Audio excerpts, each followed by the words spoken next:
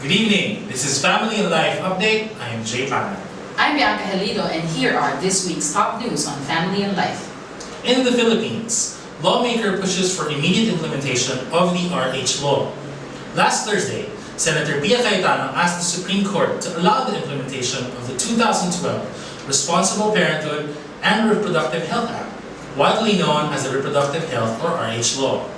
In a 36-page petition for intervention, the lawmaker urged the High Court to lift the status quo ante-order issued last February and to dismiss the 10 consolidated petitions questioning the constitutionality of the RH law. The 120-day restraining order was issued by the High Court last March 19, when justices also scheduled oral arguments for June 18. Cayetano, the principal author of the controversial law, argued that it is not yet the right time to question the law before the court because there was no actual damage incurred by the petitioners with the passage of the law. Defending the legality of the RH law, Cayetano said that it does not violate the constitutional freedom of choice and right to privacy, pointing out that adults are still free to reject information relating to reproductive health that the government provides. Senator Pia, what's the rush? Exactly, and it really seems that Senator Pia Cayetano is really pushing the implementation of this law.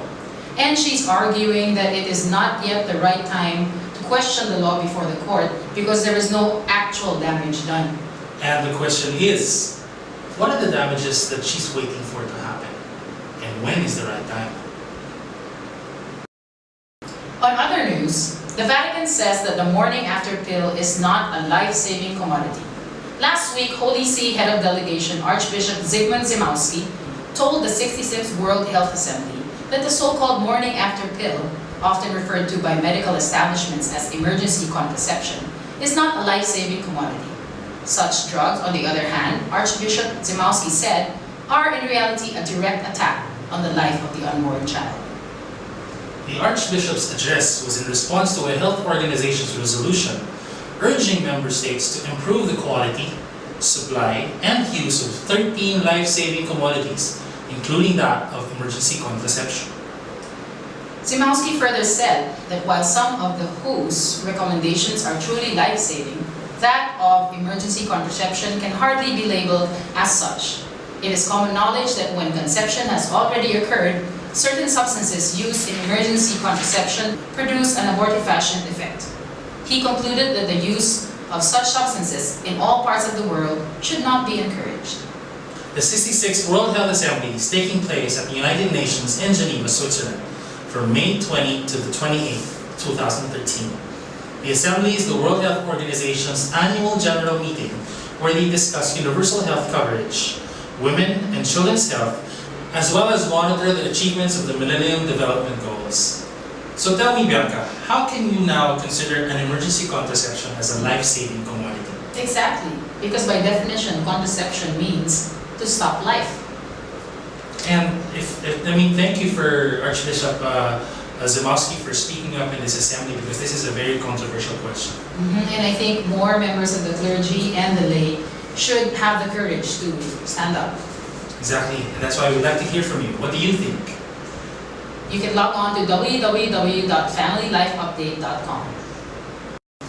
And now for our feature story this week, here's Maricel Batilla. Thank you, Jay and Bianca. This week we will talk about going back to school at homeschool. Homeschool? Do we already have that in the Philippines? Yes, indeed, Bianca. Although homeschooling is considered by many as something new, it has been practiced for many generations. Let me tell you more about it. Albert Einstein, Leonardo da Vinci, Wolfgang Amadeus Mozart, Abraham Lincoln, these are just a few of the many products of homeschools. The homeschooling movement here in the Philippines has also caught on. There are a variety of reasons why parents decide to homeschool their kids. First, homeschooling allows the parents to take back the primary responsibility of teaching their children.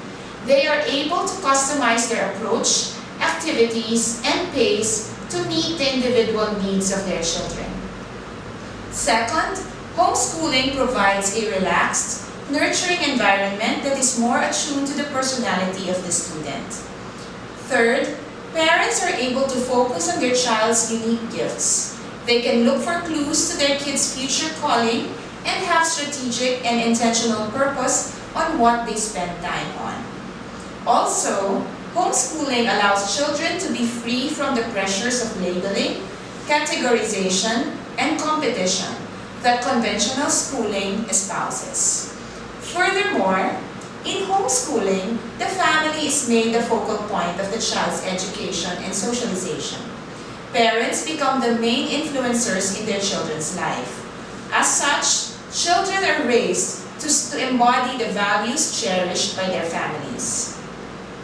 Homeschool kids are rarely exposed to peer pressure. No bullies. Children can be more experimental and adventurous as far as learning and education are concerned.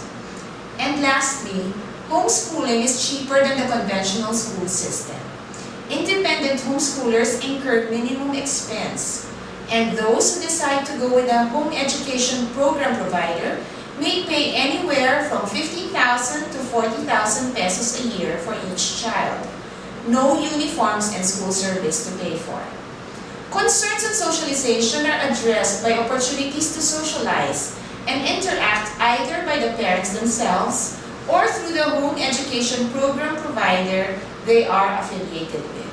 Concerns on socialization are addressed by opportunities to socialize and interact with other children and families through the support groups organized either by the parents themselves or through the home education program provider they are affiliated with. Parents who would like to know more about homeschooling for their kids should first get more information about homeschooling. There are numerous resources online. Parents are likewise encouraged to talk to other parents who are doing it, have done it, or to students themselves, those from the home education program providers, and other related institutions. Once you've made a decision that homeschooling is for you, you have to decide to either do it independently, do it through a traditional school's home study program, or homeschool through an accredited home education program provider.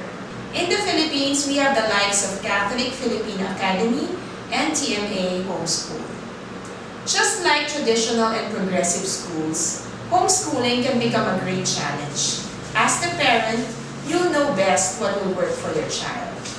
How about you, Jay and Bianca? Can you imagine homeschooling your kids? Well, from what I know about homeschooling and from some friends who are doing it, this takes on a lot of commitment, especially from the mothers.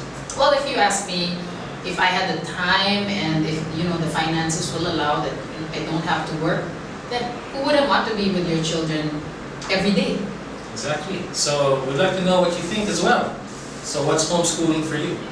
Let us know what you think and read more about these stories at www.familyandlifeupdate.com.